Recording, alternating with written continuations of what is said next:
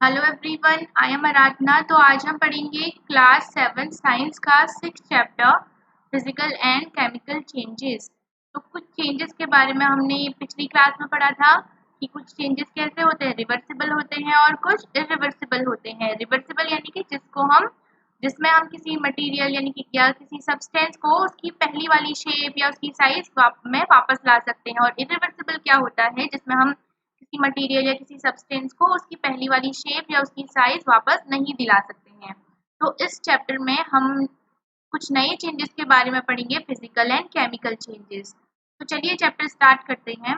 Every day you come across many changes in your surrounding. तो रोज क्या करते हो, बहुत सारे चेंजेस देखते हो अपने चारों ओर। दीज चेंजेस में involve one or more substances. तो इन चेंजेस में सब चेंजेस जो है वो किन में हो सकता है, एक सब्सटेंस में भी हो सकता है और एक से ज्यादा सब्सटेंस में भी हो सकता है। सब्सटेंस का मतलब होता है कोई पदार्थ, ठीक है। For example, your mother may ask you to dissolve sugar in water to make a cold drink. जैसे कि आपकी मम्मी ने आपसे कहा हो कि वाटर में शुगर मिक्स करो ताकि एक कोल्ड ड्रिंक बन जाए। Making a sugar solution is a change. तो क्या शुगर सोल्यूशन भी बनाना एक चेंज था? हाँ, ये भी बनाना एक चेंज है। सिमिलरली सेटिंग कर्ड, क्योंकि हमने पढ़ा था ना कि चेंजेस कैसे ला सकते हैं।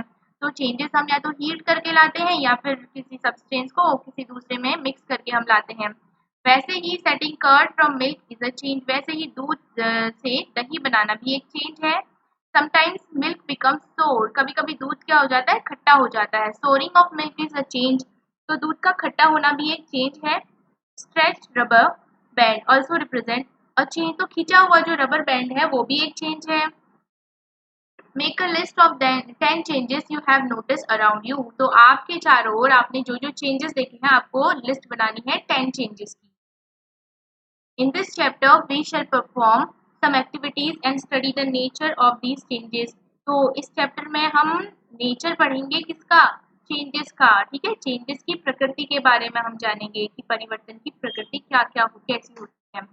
Broadly these changes are of two kind. तो मेनली जो चेंजेस होते हैं वो दो प्रकार के होते हैं, यानी कि उसका नेचर जो होता है दो प्रकार का हो सकता है। एक होता है फिजिकल और दूसरा हो सकता है केमिकल चेंज, ठीक है। तो चलिए स्टार्ट करते हैं। अब यहाँ पे कुछ पेपर के पीसेस दिखाए गए हैं, ठीक है। एक्टिविटी, पहले हमारा टॉपिक एक्टिविटी से पहले दे रखा है कि फिजिकल चेंजेस। तो इस एक्टिविटी के थ्रू हम जानेंगे कि क्या होता है physical change. Cut a piece of paper in 4 square pieces. आपको क्या करना है, एक पेपर के पीस को स्क्वायर शेप में कट करना है, यानी कि वर्ग की आकृति में कट करना है, वर्गाकार आकृति में कट करना है। Cut each square piece further into 4 square pieces. फिर क्या करना है, हर स्क्वायर पीस को फिर से 4 अलग अलग स्क्वायर पीसेस में कट करना है, जैसे यहाँ पर किया गया है। Lay these pieces on the floor or a table so that the pieces acquire the shape of the original piece of paper. फिर क्या करना है, आपको उस पेपर को एक टेबल पे रख देना है ताकि उसका पहला वाला जो शेप है वैसा ही शेप आ जाए। Obviously you can not join this pieces.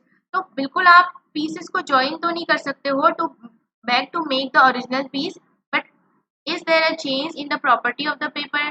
तो क्या आप जो पीस है पेपर के उनको ज्वाइन करके पेपर तो नहीं बना सकते हो पहले जैसा। तो लेकिन क्या जो पेपर है उसकी प्रॉपर्टी में कोई चेंज हुआ है तो वो भी पेपर ही ना, भले ही वो पीस कट किया हुआ है, पीस बनाए गए हैं, लेकिन वो है तो paper he. Activity 6.2, select the chalk dust. आपको क्या करना है, चॉक डस्ट यानी कि जो चॉक होती है हमारी उसका डस्ट बना के लेना है। Lying on the floor near the black board in your classroom. आपको जो आपकी क्लासरूम में ब्लैक बोर्ड है उसके नीचे भी मिल जाएगा, बहुत डस्ट रहता है चॉक का। और crush a small piece of chalk, या अगर नहीं अवेलेबल है तो आप चॉक के पीस को पीस सकते हैं इनटू डस्ट ताकि डस्ट बन जाए। Add a little water to the dust to make a paste. आपको क्या करना है, फिर उस डस्ट में थोड़ा सा पानी मिलाना है ताकि एक पेस्ट बन जाए। Roll it into the shape of a piece of chalk. तो फिर क्या करना है, आपको क्या करना है, उसको रोल कर लेना है ताकि एक चॉक बन जाए। लेट इट ड्राई, को सूखने दीजिए। Did you recover chalk from the dust. तो क्या आपने चॉक से डस्ट से, जो उसकी डस्ट थी, जो उसका पेस्ट था, उससे फिर से चॉक बना लिया है आपने वापस। Activity 6.3, take some ice in a glass और प्लास्टिक टम्बलर। आपको किसी ग्लास में या किसी प्लास्टिक के बर्तन में आपको आइस लेना है। Melt a small portion of ice by placing the tumbler in the sun.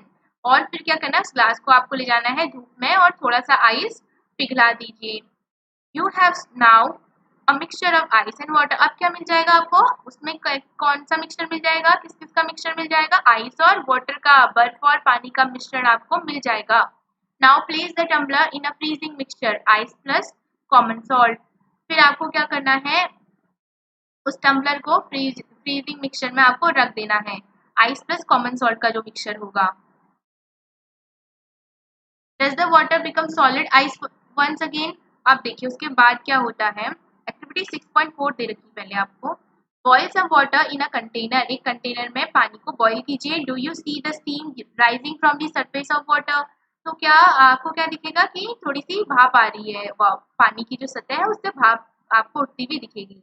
Hold an inverted pan by its handle over the steam at some distance from the boiling water. आपको क्या करना है, pan पकड़ लेना है और उस steam के ऊपर से उल्टा करके पकड़ लेना है। Observe the inner surface of the pan. और इनर पैन का जो इनर सरफेस है, जो उसकी आंतरिक सतह है, उस पर आप क्या देखेंगे, पानी की बूंदें देखेंगे। Do you see any droplets of water there? तो आपको क्या दिखेंगी, वहां पे पानी की बूंदें दिखेंगी। Activity 6.5 be careful while handling the flame. तो फ्लेम का यूज है इसमें, तो फ्लेम यानी कि जो लौ होती है उसको पकड़ते टाइम थोड़ा सा ध्यान से उसको पकड़िए। Hold a used hexo blade with a pair of tongs. आपको क्या करना है, टोंग जो चिमटा होता है उसकी हेल्प से हेक्सो ब्लेड को पकड़ लेना है। Keep the tip of the free end of the flame of a gas stove. और क्या करना है, फ्लेम के पास ले जाइए। Wait for a few minute, और कुछ देर के लिए रुक जाइए। Does the colour of the tip of the blade? तो क्या जो ब्लेड का टिप है उसका कलर चेंज हुआ।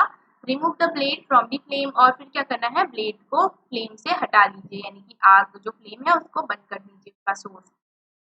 Observe the tip once again after some time. और कुछ टाइम बाद उसके टिप का कलर फिर से देखिए कि क्या वापस उसका कलर जो है वो चेंज हो गया है।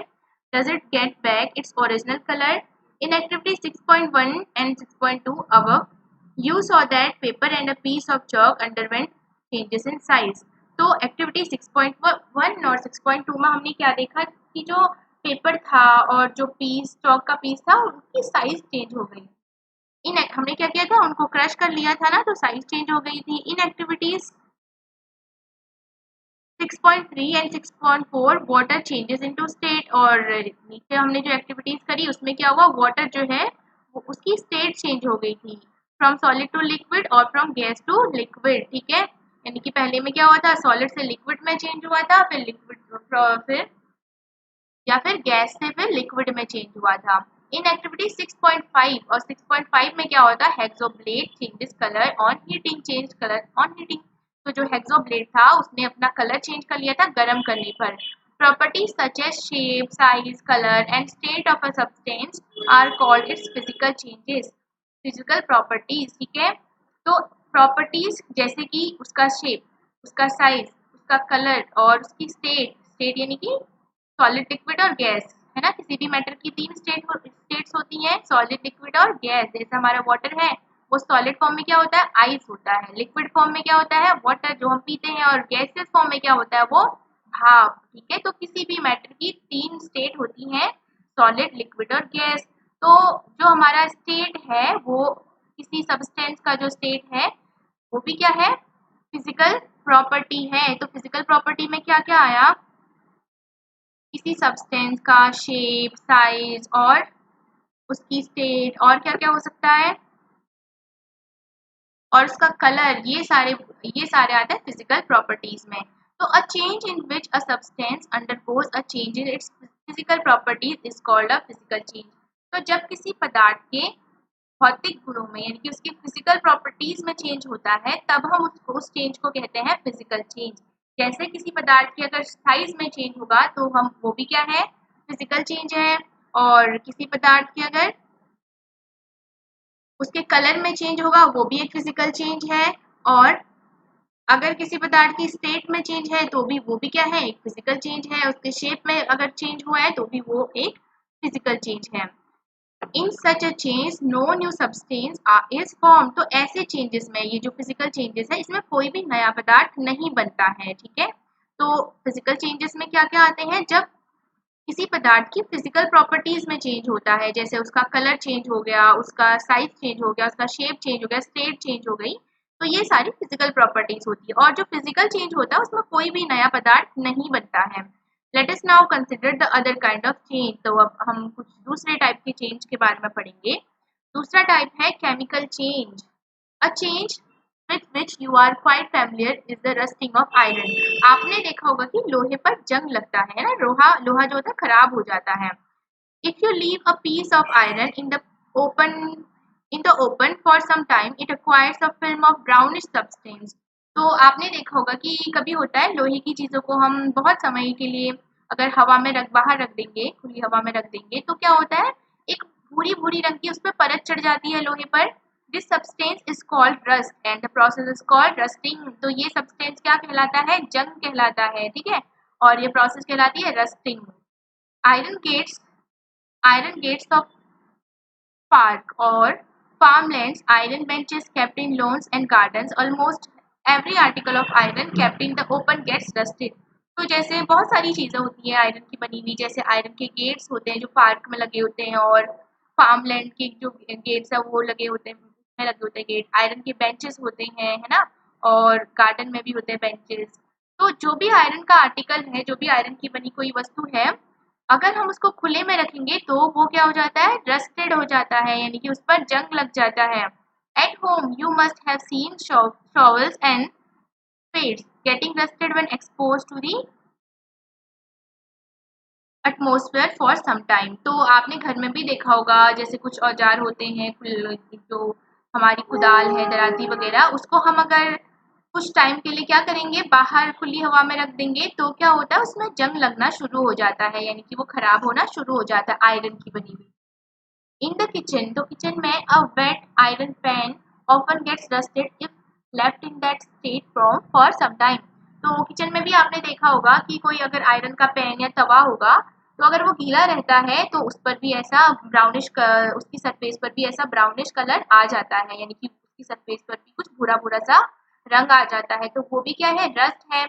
Rust is not iron. तो रस्ट क्या है, आयरन नहीं है, वो एक अलग प्रोडक्ट है, ठीक है।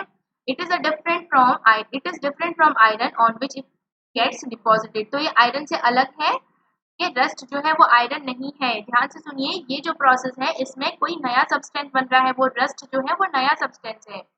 Let us consider a few more changes where new substances are form. तो इस ये जो चेंज था, रस्टिंग ऑफ आयरन जो था, उसमें आयरन से अलग एक दूसरा क्या बन रहा था,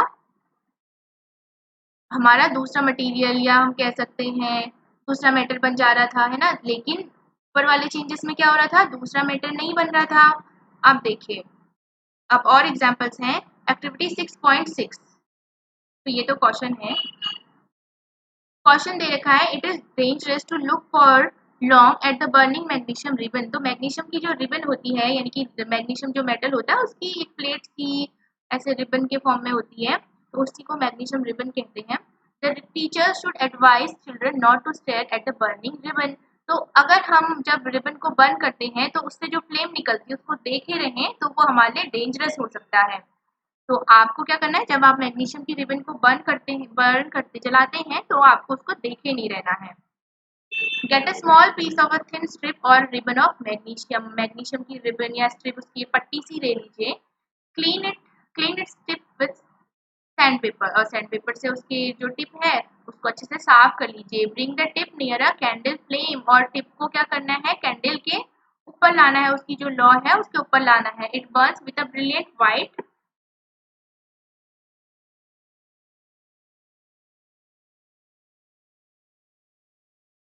लाइट। तो जब हम मैग्नीशियम की जो रिबन है उसको जलाते हैं, तो एक ब्रिलियंट व्हाइट कलर की लाइट निकलती है ना।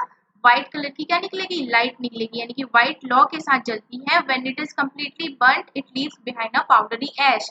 और जब ये अच्छी तरह से जल जाती है और पीछे क्या छोड़ती है, फिर एक पाउडरी ऐश छोड़ती है, यानी कि राख छोड़ देती है। Does the ash look like the magnesium ribbon, तो क्या जो ऐश है वो भी मैग्नीशियम रिबन की तरह दिखती है? नहीं दिखती है ना, वो तो ऐश है, राख है। The change can be represented by the following equation. तो ऐसे हम दिखा सकते हैं जब हम क्या करते हैं, मैग्नीशियम जो मेटल है हमारी, उसको ऑक्सीजन की प्रेजेंस में जलाते हैं तो मैग्नीशियम ऑक्साइड बनता है। वो जो हमको नया पदार्थ क्या मिला, मैग्नीशियम ऑक्साइड मिला, वो क्या है, एक नया सब्सटेंस है, न्यू सब्सटेंस है। ठीक है, the equation here are different from those of mathematics। तो यहाँ जो इक्वेशन है ये मैथमेटिक्स की जो इक्वेशंस होती है उनसे बहुत डिफरेंट है। In equations of this kind the arrow implies becomes, तो एरो का मतलब होता है कि इन दोनों को मिला के ये बन रहा है। ठीक है, no attempt should be made to balance chemical equation at the stage. तो इस स्टेज में आप केमिकल इक्वेशंस को बैलेंस करने की ना सोचिए। ठीक है, ये हम हायर क्लासेस में करेंगे। Collect the ash and mix it with a small amount of water. फिर आपको मैग्नीशियम रिबन को बर्न करके जो भी ऐश मिली, फिर क्या करना है, उसको पानी के साथ उसको मिक्स करना है, थोड़ा सा पानी लेके उसको मिक्स करना है, स्टिर द मिक्सचर। फिर क्या करना है, मिक्सचर को अच्छे से स्टिर हिलाना है। Test the mixture with blue and red litmus paper. फिर क्या करना है, ब्लू और रेड लिटमस पेपर से उसका टेस्ट करना है। ब्लू और रेड लिटमस पेपर का टेस्ट हम किस लिए कर रहे थे, एसिड्स उसके किसी कोई भी सब्सटेंस है उसके नेचर को जानने के लिए कि वो एसिडिक नेचर का है या फिर बेसिक नेचर का है। तो ये मैग्नीशियम जो होता है हमारा मेटल होता है, तो मेटल्स के जो ऑक्साइड्स होते हैं वो बेसिक नेचर के होते हैं। तो हमें पता है जो बेस होते हैं वो रेड लिटमस को कर देते हैं ब्लू, रेड को टर्न कर देते हैं ब्लू में। तो ये जो अगर हमने ये सॉल्यूशन जो हमने बनाया है मेटल ऑक्साइड यानी कि मैग्नीशियम ऑक्साइड और वाटर का, ये क्या करेगा, जो हमारा रेड लिटमस पेपर है उसको टर्न करेगा ब्लू में। Does the mixture turn red litmus blue, does the mixture turn blue litmus red. तो आपको बताना है कि क्या इसमें से हुआ, कि क्या मिक्सचर ने रेड लिटमस को ब्लू में चेंज कर दिया या ब्लू को रेड में चेंज कर दिया। On the basis of this test, how do you classify the aqueous solution acidic और basic। तो जब आप ये टेस्ट करेंगे तो आप कैसे बताएंगे कि जो सोल्यूशन था वो एसिडिक था या बेसिक था। तो मेटल्स के जो ऑक्साइड होते हैं, तो मैग्नीशियम भी हमारी मेटल है, तो मेटल्स के जो ऑक्साइड होते हैं वो बेसिक नेचर के होते हैं। और हमें पता है जो बेस होता है वो क्या करता है, रेड लिटमस पेपर को ब्लू कर देता है। तो हम क्या क्या कहेंगे यहाँ पर कि जो मेटल ऑक्साइड है वो कैसा है, एसिडिक है। On dissolving the ash in water, it forms a new substance। तो जब क्या हुआ, जब पानी में वाटर डाला गया, नया पदार्थ फिर से बना होगा ना, पानी और हमने किसकी रिएक्शन कराई, जो बना था ऐश बनी थी हमारी, राख बनी थी, उसकी इक्वेशन रिएक्शन कराई तो क्या बना, कुछ नया सब्सटेंस बन गया होगा। This change can be written in the form of the following equation. तो देखो नया पदार्थ क्या बना था, हमारी राख बनी थी पहले, जब हमने बर्न किया था मैग्नीशियम रिबन को तो राख बनी थी। फिर राख को हमने किसके साथ डिसॉल्व किया, वाटर के साथ, H2O के साथ। तो इसके बनने से क्या बना, मैग्नीशियम हाइड्रोक्साइड बना, हमारा मैग्नीशियम हाइड्रोक्साइड बना। इन चैप्टर 5, तो चैप्टर 5 में हमने क्या पढ़ा है कि magnesium hydroxide is a base. तो जो मैग्नीशियम हाइड्रोक्साइड होता है वो भी एक बेस होता है। तो magnesium oxide is a new substance. तो मैग्नीशियम ऑक्साइड जो है वो एक नया सब्सटेंस है ऊपर का, formed on burning of magnesium. Magnesium hydroxide is another new substance. तो पहले हमें क्या मिला, एक नया जब हमने मैग्नीशियम रिबन को जलाई तो हमें नया सब्सटेंस मिला मैग्नीशियम ऑक्साइड। तो उसका टेस्ट जो हमने किया वो भी कैसा नेचर का था, बेसिक नेचर का था। उसके बाद हमने जब मैग्नीशियम ऑक्साइड पे वाटर मिलाया तो हमें एक और नया सब्सटेंस मिला मैग्नीशियम हाइड्रोक्साइड, जो क्या है, बेसिक नेचर का है। तो ये भी क्या करेगा, ये भी रेड लिटमस को क्या कर देगा, नीला कर देगा। ठीक है, लाल को नीला कर देगा। चलिए एक्टिविटी 6.7 दे रखी है, उसके बाद ये आपके टीचर डेमोन्स्ट्रेट यानी कि दर्शाएंगे, आपको दिखाएंगे आपको क्लासरूम में। डिसॉल्व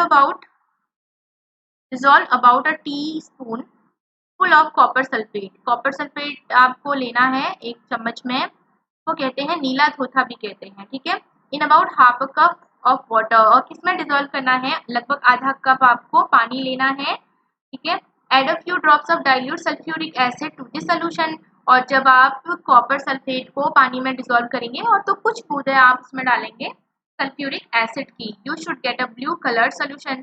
तो आपको मिलना चाहिए ब्लू कलर का सोल्यूशन मिलना चाहिए। Save a small sample of the solution in the test tube और अ स्मॉल ग्लास बॉटल। तो आपको टेस्ट ट्यूब पर लेना है, ड्रॉप अ नेल और a use shaving blade into the remaining solution. Nail का मतलब होता है कील, तो आपको एक कील लेके या फिर आप एक शेविंग ब्लेड भी ले सकते हैं, उसको किसमें ड्रॉप कर देना है, जो सोल्यूशन हमें मिला उसमें ड्रॉप कर देना है। But wait for half an hour और सो, और आधे घंटे के लिए या और भी टाइम के लिए आप रुक सकते हैं। Observe the colour of the solution, फिर सॉल्यूशन का कलर देखिए, compare it with the colour of the sample solution saved separately. तो जो हमने अलग से सैंपल ले रखा था ना अलग से, उससे उसके कलर से फिर आपको मैच करना है। तो हमें क्या करना है, सबसे पहले कॉपर सल्फेट लेना है, उसको डिसॉल्व करना है पानी में, ठीक है। उसके बाद पानी में डिसॉल्व किया, उसके बाद क्या करना है हमें, पानी में डिसॉल्व करके जो सल्फ्यूरिक एसिड है उसकी कुछ ड्रॉप्स हमें डाल देनी है। तो ड्रॉप्स, सल्फ्यूरिक एसिड की ड्रॉप्स डालने के बाद हमें क्या कैसा कलर मिल जाएगा, ब्लू कलर का मिल जाएगा वो सोल्यूशन, ठीक है। हमने क्या किया, कॉपर सल्फेट लिया, उसको पानी में डिसॉल्व किया, थोड़ा सा पानी लिया उसमें डिसॉल्व कर दिया, फिर हमने क्या किया, इसमें हमने सल्फ्यूरिक एसिड्स की कुछ ड्रॉप्स डाली, तो ये सोल्यूशन हमारा नीला हो जाएगा। उसके बाद हमें क्या करना है, आयरन की नेल, हमें पहले तो कुछ ये सैंपल जो था वो थोड़ा सा अलग रख देना है ना। फिर उसके बाद हम करेंगे कि जो आयरन की नेल यानी कि जो कील होती है, या शेविंग ब्लेड भी ले सकते हैं आप, मेटल की बनी हुई, उसको क्या करेंगे आप इस सॉल्यूशन में डाल देंगे। फिर आधे घंटे के लिए आपको रुकना है। फिर उसके बाद सॉल्यूशन का कलर देखना है आपको, और पहले वाले जो आपने अलग सॉल्यूशन रख लिया था उसके कलर से आपको इसको कंपेयर करना है। तो क्या होता है जब आप ये रिएक्शन करते हैं, तो हमारा पहले सॉल्यूशन कैसे कलर का था, ब्लू कलर का, लेकिन जब हमने आयरन की नेल डाली या ब्लेड डाला तो आधे घंटे के लिए हम रुके, उसके बाद क्या हुआ, ये सॉल्यूशन ग्रीन कलर का हो गया। तो ऐसा क्यों हुआ, ये अब जानेंगे हम। Do you see any change in the colour of the solution. हाँ बिल्कुल, सॉल्यूशन के कलर में चेंज हुआ है, वो ब्लू से ग्रीन हो गया है। टेक आउट द नेल और द ब्लेड, जो आपने कील या फिर ब्लेड डाली थी उसको बाहर निकालना है। Has it change in any way, तो क्या इसमें कोई चेंज आपको दिखेगा, तो आप ऐसा रिएक्शन, अगर आप ऐसी कोई एक्टिविटी करते हैं तो आप देखेंगे कि जो नेल आपने डाली थी, जो कील आपने डाली थी, उस पर एक ब्राउन कलर की परत चढ़ जाती है, ठीक है, भूरी भूरी सी परत चढ़ जाती है। The changes that you note, यहाँ पर दिख रही है ना, ब्लेड जो है पूरा भूरा हो गया है। The changes that you notice are due to the reaction between copper sulphate and iron. तो ये चेंजेस क्यों हुए, क्योंकि जो हमने आयरन डाला था इन द फॉर्म ऑफ नेल, कील के रूप में, है ना, कील भी तो आयरन की बनी होती है, तो वो जो रिएक्शन, ये रिएक्शन किस कारण हुई, या जो वो कलर है, जो भी चेंजेस हो रहे हैं किस कारण हो रहे हैं, क्योंकि जो आयरन है उसने किसके साथ रिएक्शन किया, जो कॉपर सल्फेट डाला था उसके साथ रिएक्शन किया। The changes of color of the solution from blue to green is due to the formation of iron sulfate। तो जो सॉल्यूशन था उसका कलर ब्लू से ग्रीन हो गया, क्योंकि जो जो हमारा सल्फर का सॉल्यूशन था ना, कॉपर सल्फेट का सॉल्यूशन था, वो किस में चेंज हो गया था, फिर वो किस में चेंज हो गया, नया बन गया पदार्थ, आयरन सल्फेट बन गया है, ठीक है। The brown deposit on the iron nail is copper. तो आयरन नेल के ऊपर जो ब्राउन कलर की डिपॉजिट है, जो भूरी भूरी परत चढ़ी है, वो किसकी है, वो कॉपर की है, अनदर न्यू सब्सटेंस, जो कि एक नया फिर से पदार्थ है। You can write this equation reaction as, देखो सबसे पहले हमने कॉपर सल्फेट सोल्यूशन डाला, वो था ब्लू कलर का, हमने फिर उस पर क्या किया था, कॉपर सल्फेट का सोल्यूशन कैसे बनाया था, हमने कॉपर सल्फेट लिया था, उसके बाद हमने उस पानी में उसको डिसॉल्व किया था, फिर थोड़ा सा हमने उसमें सल्फ्यूरिक एसिड मिलाया था, ठीक है, जो किस कलर का था, ब्लू कलर का। फिर हमने उस पर डाली थी लोहे की कोई कील या कोई भी मेटल का कोई भी मेटल का सब्सटेंस डाला था, ठीक है, जैसे हमने, और आयरन की जो ब्लेड होती है हमारी, वो भी हम ले सकते हैं।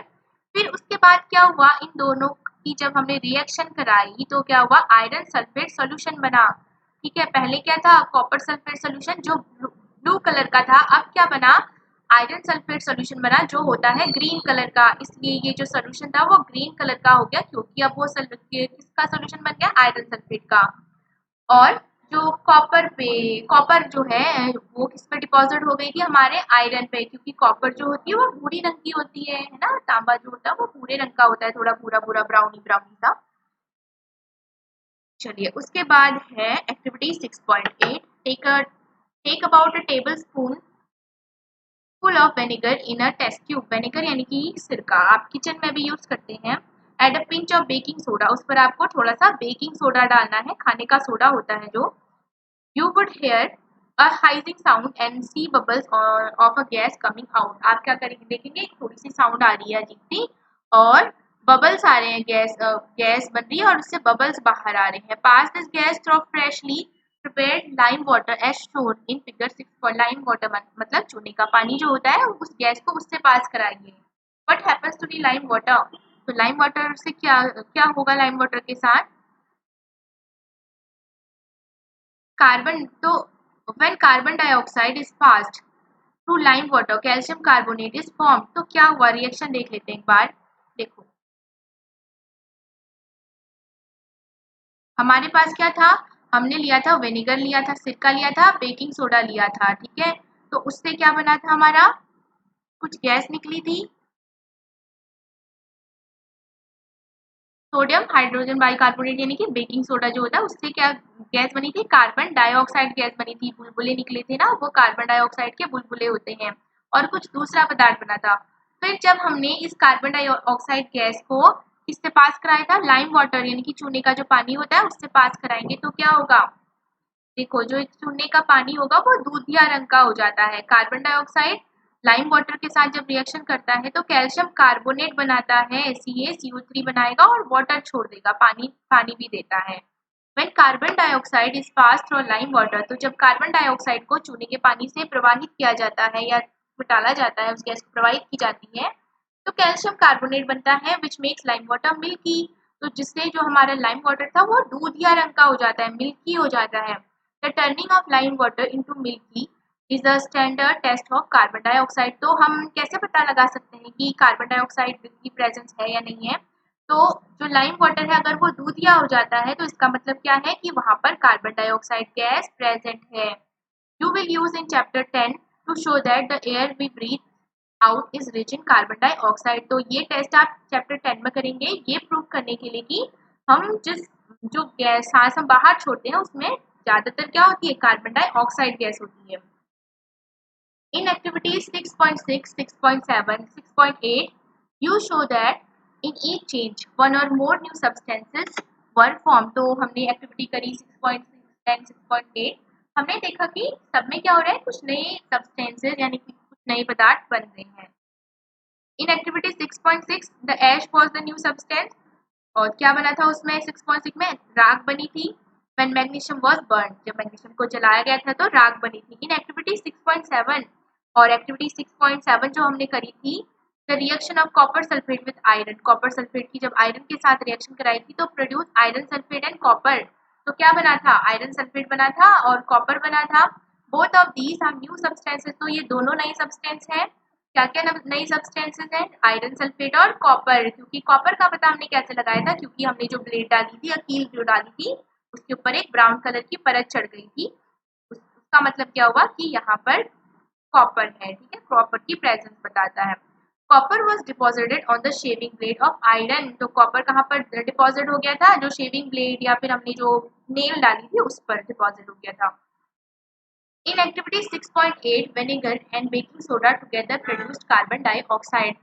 और एक्टिविटी 6.8 में हमने क्या कराया था, विनेगर और बेकिंग सोडा की रिएक्शन कराई थी और दोनों ने मिलकर क्या बनाया था, कार्बन डाइऑक्साइड गैस बनाई थी। विच टर्न लाइम वाटर मिल्की, और कार्बन डाइऑक्साइड गैस ने क्या किया था, जब हमने लाइम वाटर में उसको पास कराया था तो लाइम वाटर का कलर मिल्की हो गया था, दूधिया रंग का हो गया था। Can you name the new substance form in this reaction, तो फिर क्या बना था हमारा, कैल्शियम कार्बोनेट बना था, CaCO3 बना था और पानी भी बना था, H2O। चलिए उसके बाद है अ change in which one or more new substances are form is called a chemical change. तो ऐसा चेंज जिसमें एक या एक से ज्यादा नए पदार्थ बनते हैं उसको हम कहते हैं केमिकल चेंज, ठीक है। ऐसा चेंज जिसमें एक से ज्यादा या एक नए पदार्थ बनेंगे उस चेंज को हम कहेंगे केमिकल चेंज। फिजिकल चेंज हम किसे कह रहे थे, फिजिकल चेंज जब किसी पदार्थ की फिजिकल प्रॉपर्टीज में चेंज हो रहा था, जैसे उसका साइज है, उसका शेप है, उसका कलर है, उसका स्टेट है, ये जब चेंज हो रहे थे उसको हम कह रहे थे फिजिकल चेंज। वहीं केमिकल चेंज क्या है, जब हम क्या कर रहे हैं, किसी दो सब्सटेंसेस की हम रिएक्शन करा रहे हैं और हमारे नया पदार्थ बन रहा है, कोई कहीं एक बन रहा है कहीं दो बन रहे हैं, तो ऐसे चेंजेस को हम कह रहे हैं chemical changes. A chemical change is also called a chemical reaction, और केमिकल चेंज को ही हम केमिकल रिएक्शन भी कहते हैं, जो आप आगे की क्लासेस में पढ़ेंगे। Chemical changes are very important in our life. Chemical जो चेंजेस होते हैं बहुत इंपॉर्टेंट है हमारे लिए। All new substances are formed as a result of chemical changes, क्योंकि सभी जो नए पदार्थ हैं, जो नए सब्सटेंसेज हैं, वो किससे बनते हैं? केमिकल चेंजेस से ही तो बनते हैं। For example, if a metal is to be extracted, अगर क्या करना होगा हमें, जो मेटल है, कोई धातु है, उसको निकालना होगा, एक्सट्रैक्ट करना होगा उसको फ्रॉम एन ओर, उसकी भट्टी से। Such as iron from iron ore, जैसे कि आयरन को हम निकालते हैं ना। We need to carry out a series of chemical change, तो हमें बहुत सारी केमिकल चेंजेस करने पड़ते हैं ना, एक सीरीज ही करनी पड़ती केमिकल चेंजेस की। A medicine is the end product of the chain of chemical reaction, और जो दवाई हम लेते हैं तो वो भी क्या है? एक एंड प्रोडक्ट है केमिकल रिएक्शंस का, केमिकल चेंजेस का। Useful new material such as plastics and detergent are produce by chemical reaction, और जो भी नए पदार्थ है जैसे हमारा प्लास्टिक है और डिटर्जेंट है, वो भी किसके प्रोडक्ट्स हैं? केमिकल रिएक्शन के। Indeed every new material is discovered by studying chemical changes, तो हर कोई जो नया मटेरियल है वो किससे बनता है? केमिकल चेंजेस से बनता है। We have seen that one or more new substances are produce in a chemical change, तो हमने देखा कि केमिकल चेंज में एक या एक से ज़्यादा नए पदार्थ बन रहे हैं। In addition to new products the following may accompany a chemical change, तो नया पदार्थ बनने के अलावा और क्या क्या हो सकता है केमिकल चेंज में? देखिए, heat, light or any other radiation just like ultraviolet for example may be given off or absorbed, तो केमिकल रिएक्शन में नए सब्सटेंसेस तो बनेंगे ही, लेकिन साथ में क्या होगा? उसमें हीट भी निकलेगी, लाइट भी निकलेगी, और कुछ और रेडिएशंस जैसे अल्ट्रावायलेट है हमारा, वो भी निकल सकता है या उसको लिया भी जा सकता है। साउंड में भी प्रोड्यूस्ड, और आवाज भी निकलती है। A change in smell may take place or a new smell or may be given off, और एक की जो पहले वाली स्मेल थी उसमें चेंज हो सकता है और एक नई स्मेल भी आ सकती है। अ कलर चेंज में टेक प्लेस, और उसका रंग भी चेंज हो सकता है। अ गैस में भी फॉर्म, नई गैस भी बन सकती है। Let us look some examples, तो चलिए अब एग्जांपल्स देखते हैं। और you saw that burning of magnesium ribbon is a chemical change, हमने देखा कि मैग्नीशियम रिबन को बर्न कर रहे थे तो मैग्नीशियम एक अलग ही प्रोडक्ट बना दे रहा था, है ना, मैग्नीशियम ऑक्साइड बना रहा था, तो वो भी एक केमिकल चेंज है। बर्निंग ऑफ कोल, कोयले का जलना, वुड और leaves is also a chemical change, कोयले का जलना, लकड़ी का जलना और पत्तियों का जलना भी क्या है? एक केमिकल चेंज है, क्योंकि एक नया सब्सटेंस बन रहा है। In fact burning of any substance is a chemical change, यहाँ तक कि हर किसी पदार्थ का, किसी भी पदार्थ का बनना, क्या जलना क्या है? केमिकल चेंज है। Burning is always accompanied by production of heat, और जब भी हम किसी पदार्थ को जलाएंगे तो क्या निकलती है? हीट निकलती है, गर्मी निकलती है, ऊष्मा निकलती है, ठीक है। Explosion of a firework is a chemical change, ठीक है, जो फायरवर्क होते हैं उसमें जब विस्फोट हो जाता है वो भी क्या है? एक केमिकल चेंज है। You know that such an explosion produces heat, और ऐसा जब विस्फोट होता है तो क्या निकलती है? हीट निकलती है, लाइट निकलती है और साउंड निकलती है, और अनप्लीजेंट गैसेस भी निकलती है दैट पोल्यूट द एटमोस्फेयर, ठीक है, जो हमारे पर्यावरण को प्रदूषित करती है। That is why you are advise not to play with firework, जो आग की चीजें होती है ना, उनसे खेलने के लिए आपको मना किया जाता है। When wood gets spoiled, तो जब खाना खराब हो जाता है, it produces a foul smell, इससे क्या आती है? गंदी सी बदबू आती है। Shall we call this change a chemical change, तो क्या इस चेंज को भी हम एक केमिकल चेंज कहेंगे? तो खाना जब खराब हो जाता है तो खराब होके उसकी स्मेल में चेंज होता है ना, तो इसका मतलब क्या है? एक नया प्रोडक्ट बन गया, वो खाना खाना नहीं रहा, तो वो क्या है? केमिकल चेंज है।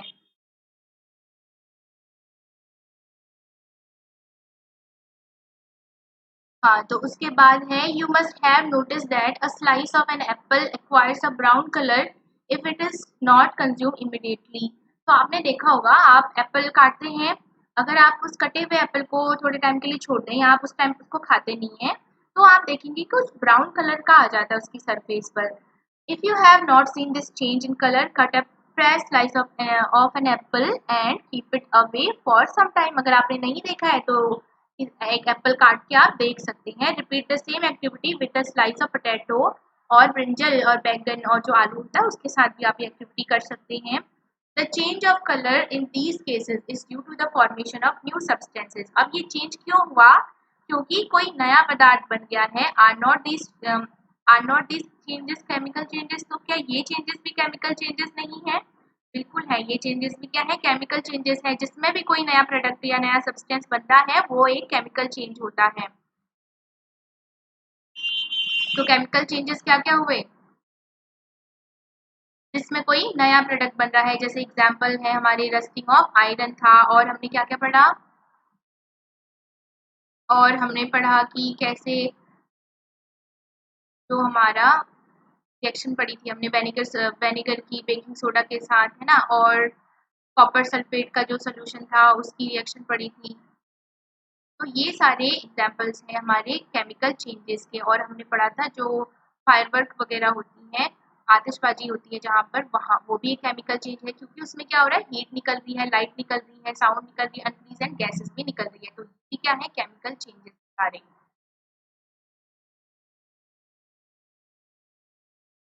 उसके बाद है in chapter 5 you neutralise an acid with base. हमने क्या किया था? एसिड और बेस को न्यूट्रलाइज किया था।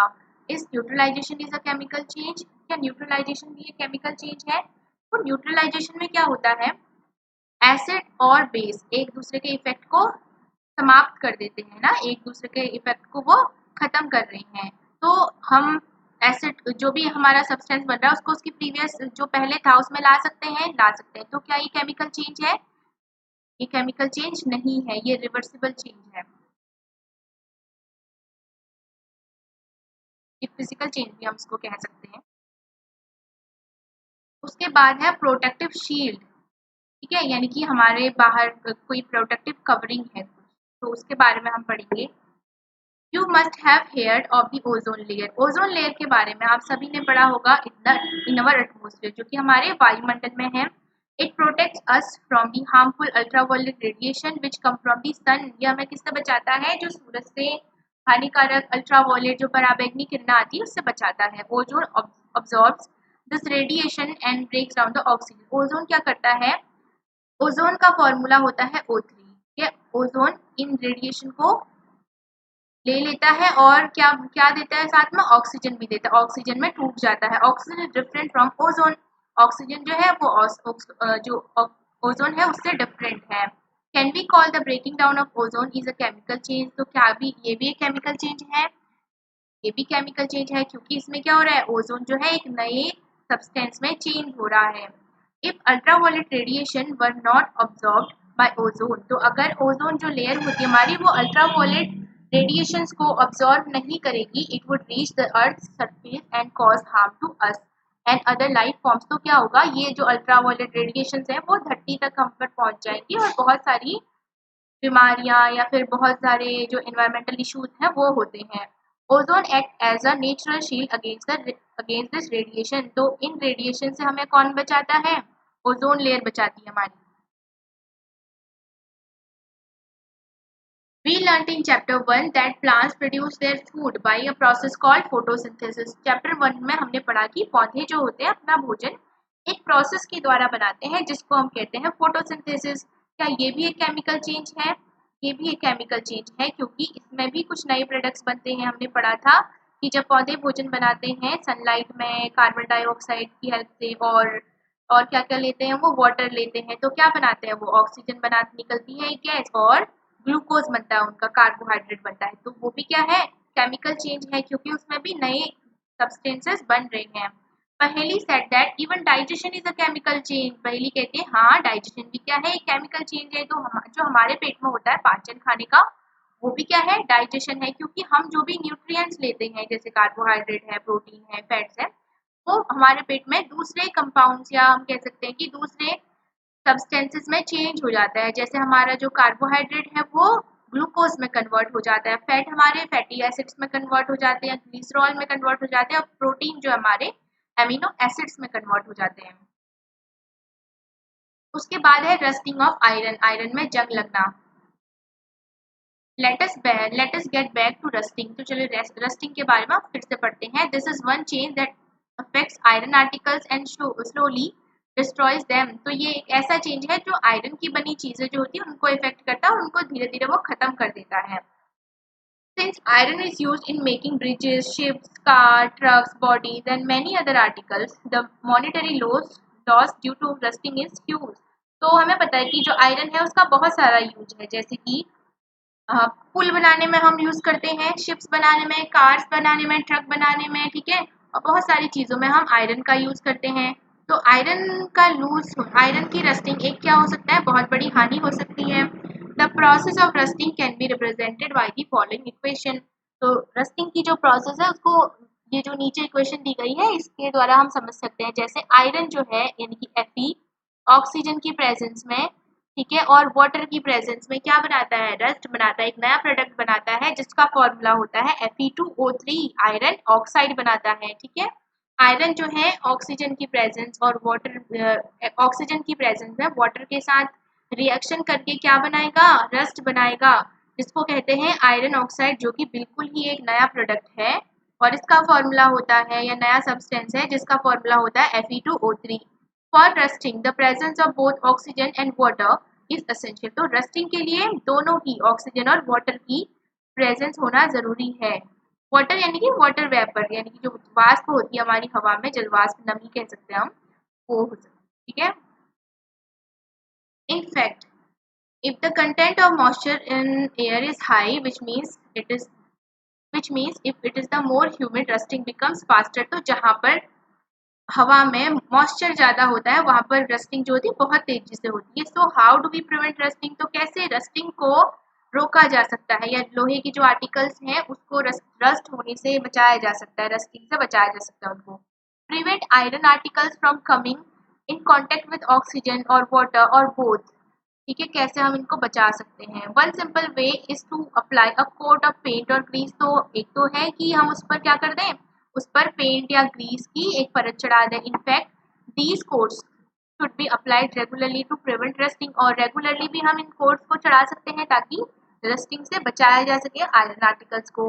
Another way is to deposit a layer of a metal like chromium or zinc or iron. और दूसरा तरीका क्या है, हम क्या करते हैं, जो लोहे के आर्टिकल्स होते हैं उस पर दूसरे मेटल्स की लेयर लेयर डिपॉजिट कर देते हैं, जैसे क्रोमियम की हो गई, जिंक की हो गई, ठीक है, आयरन पर।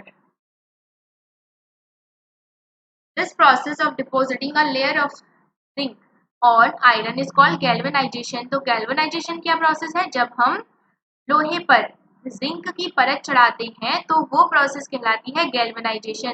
तो ऐसा क्यों हो रहा होगा कि लोहे पर परत चढ़ाने से या किसी और धातु की परत चढ़ाने से लोहे पर वो उसका रस्टिंग नहीं हो रहा है, यानी कि वो उसमें जंग नहीं लग रहा है, क्योंकि क्या होता है जब हम जिंक या किसी और मेटल की परत चढ़ाएंगे तो वो लोहा फिर जो है वो दूसरे सब्सटेंस में चेंज हो जाता है, फिर वो लोहा नहीं रहता है।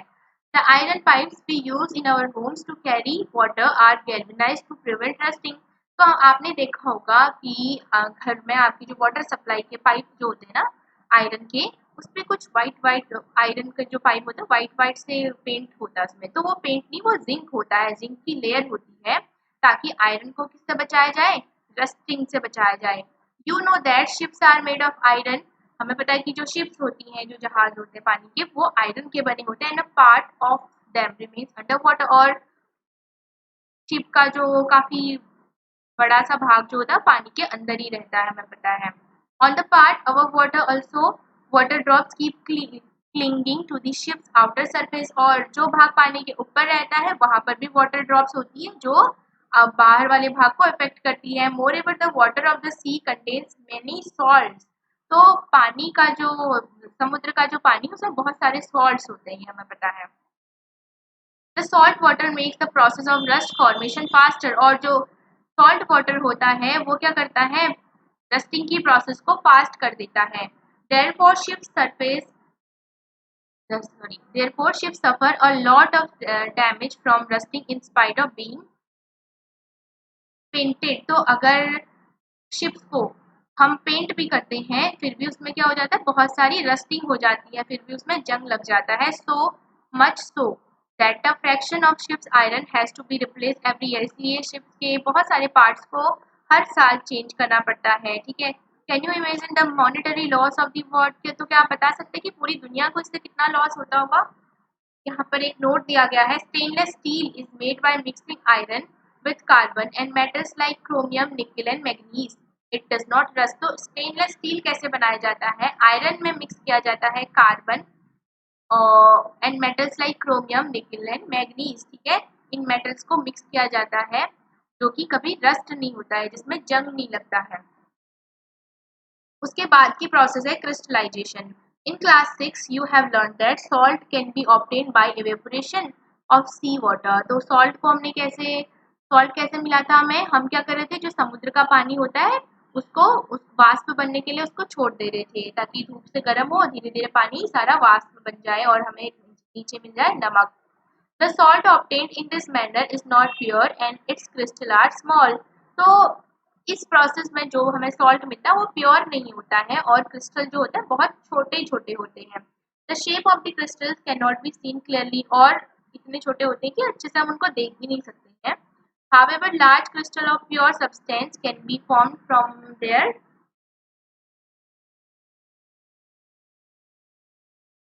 solutions.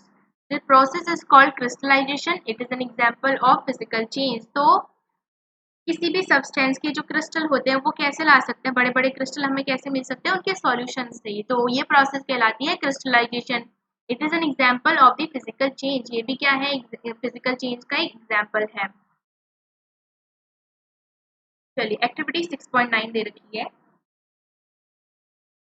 Use only dilute sulphuric acid, be careful while boiling water. तो इस एक्टिविटी में आपको डाइल्यूट सल्फ्यूरिक एसिड चाहिए होगा और उसका यूज आपको बहुत ही सावधानी से करना है।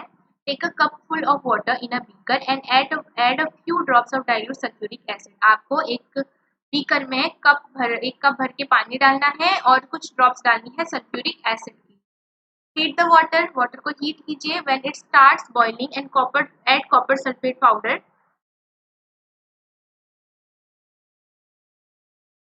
Till no more powder can be dissolve. तो जब ये क्या होता है,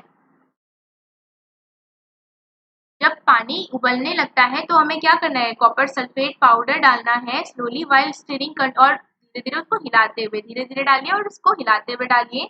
continue adding copper sulphate powder, और कॉपर सल्फेट पाउडर डालते रहिए till no more powder can be dissolve, और तब तक डालिए जब तक वो सॉल्यूशन जो हमारा सैचुरेटेड ना हो जाए, उस पर कोई और जो कॉपर सल्फेट पाउडर है वो डिसॉल्व ना हो जाए, यही तो सैचुरेटेड हुआ। फिल्टर द सॉल्यूशन, सॉल्यूशन को फिर फिल्टर कर लीजिए। अलाउ इट टू कूल, और फिल्टर हम किससे करते हैं, हमने पढ़ा था कि फिल्टर पेपर की हेल्प से करते हैं। अलाउ इट टू कूल, उसको ठंडा होने दीजिए। Do not disturb the solution when it is cooling, और जब वो ठंडा हो रहा होगा उसको डिस्टर्ब मत कीजिए वो। Look at the solution after some time, और जब आप कुछ टाइम बाद सॉल्यूशन को देखेंगे, can you see the crystals of copper sulphate, आपको क्या मिलेगा, कॉपर सल्फेट के क्रिस्टल्स मिलेंगे। इफ नॉट, अगर नहीं, wait for some more time, अगर आपको नहीं मिलता है तो फिर थोड़ी देर के लिए और रुक जाइए। You have learn about physical and chemical changes. तो हमने क्या पढ़ा, फिजिकल और केमिकल चेंजेस के बारे में पढ़ा। Try to identify changes that you observe around you as physical or chemical changes. तो अपने चारों ओर देखिए कि कौन सा फिजिकल चेंज है, कौन सा केमिकल चेंज है। तो फिजिकल चेंज क्या होता है, जब किसी सब्सटेंस की उसकी फिजिकल प्रॉपर्टीज में चेंज होता है। और फिजिकल प्रॉपर्टीज क्या हुई, जैसे उसका शेप है, साइज है और उसका कलर है, उसका स्टेट है, ये जब चेंज हो रहा है तो वो है फिजिकल चेंज। और वही केमिकल चेंज क्या है, जब जब क्या हो रहा है, कोई नया सब्सटेंस बन रहा है तब वो उसको कहते हैं हम केमिकल चेंज। की समरी देख लेते हैं एक बार। Changes can be of two types. तो जो चेंजेस होते हैं वो दो प्रकार के होते हैं, एक होता है फिजिकल चेंज और दूसरा होता है केमिकल चेंज। ठीक है, इससे पहले हमने क्लास में पढ़ा, इससे पहले की जो क्लास थी उसमें हमने पढ़ा कि चेंजेस दो प्रकार के होते हैं, इरिवर्सिबल और रिवर्सिबल। तो यहाँ पर हमने पढ़ा कि चेंजेस दो होते हैं, दो प्रकार के होते हैं, physical and chemical change. Physical changes are changes in the physical properties of a substance. तो फिजिकल चेंजेस वो चेंजेस होते हैं जब किसी सब्सटेंस की फिजिकल प्रॉपर्टीज में चेंज होता है। जैसे फिजिकल प्रॉपर्टीज मैंने अभी अभी बताया कि उसका शेप, उसका साइज, उसका कलर और उसका स्टेट, है ना। और उसके बाद है no new substances are formed in this changes. और जो फिजिकल चेंजेस होते हैं उसमें कोई भी नया पदार्थ नहीं बनता है। दीज चेंजेस में बी रिवर्सिबल, और फिजिकल चेंजेस जो होती है वो रिवर्सिबल हो सकती है, यानी कि उनको उल्टा किया जा सकता है, उत्क्रमित किया जा सकता है। In chemical changes new substances are formed, और वहीं दूसरी ओर जो केमिकल रिएक्शंस हैं या केमिकल चेंजेस जो हैं वो क्या है, दूसरे पदार्थ वो बनाते हैं, दूसरे सब्सटेंसेस बनते हैं केमिकल चेंजेस में। Some substances can be obtained in pure state from their solution by crystallisation, और क्रिस्टलाइजेशन एक प्रोसेस है जिसके द्वारा हम क्या कर सकते हैं, कुछ प्योर सब्सटेंसेस को हम प्राप्त कर सकते हैं। कैसे? क्रिस्टलाइजेशन की प्रोसेस से। ठीक है, तो ये चैप्टर हमारा कंप्लीट हो गया है। चैप्टर में हमने केमिकल चेंज के बारे में पढ़ा, क्रिस्टलाइजेशन प्रोसेस के बारे में पढ़ा, physical change, rusting of iron पढ़ा हमने, कैसे लोहे पर जंग लगता है। तो लोहे पर जंग कैसे लगता है, जब लोहे को या लोहे की बनी किसी भी चीज़ को हम बहुत लंबे समय के लिए क्या करेंगे, बाहर छोड़ देंगे खुली हवा में, तो हवा से और जो नमी होती है हमारे एनवायरमेंट में उससे रिएक्शन करके जो लोहा होता है एक नया सब्सटेंस बना लेता है जिसको कहते हैं रस्ट, आयरन ऑक्साइड बना लेता है। ठीक है, तो ये हुई लोहे की रस्टिंग। उसके बाद हमने पढ़ा गैल्वेनाइजेशन। तो गैल्वेनाइजेशन क्या था, जब हम लोहे के आर्टिकल्स पर, आयरन आर्टिकल्स पर क्या चढ़ा रहे थे, जिंक की परत चढ़ा रहे थे, ये प्रोसेस कहला रही थी गैल्वेनाइजेशन। और क्यों चढ़ा रहे थे, ताकि उसको रस्टिंग से बचाया जा सके, जंग लगने से लोहे को बचाया जा सके। और हमने पढ़ा कि जो केमिकल चेंज होते हैं उन्हीं को हम केमिकल रिएक्शन भी कहते हैं, जिसमें कोई नया सब्सटेंस बनता है। तो ठीक है, इससे आगे हम अब नेक्स्ट वीडियो में पढ़ेंगे। Thank you.